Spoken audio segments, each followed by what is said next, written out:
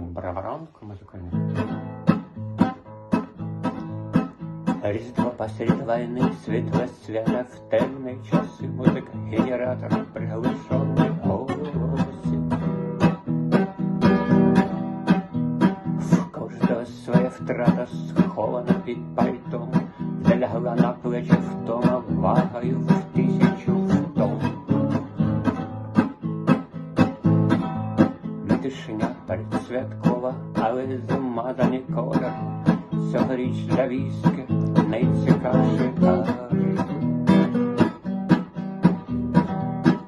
Найпалкіша молитва, робота серця й рук.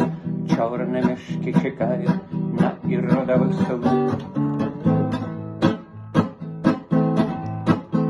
Світла ощадлива, очі горять, замість розвісяних вогнів.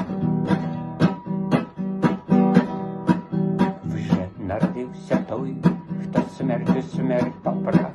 Тут поміж нами прозоре постаті, до яких кидаєшся, обійнаєш, а вони тануть, як сніг.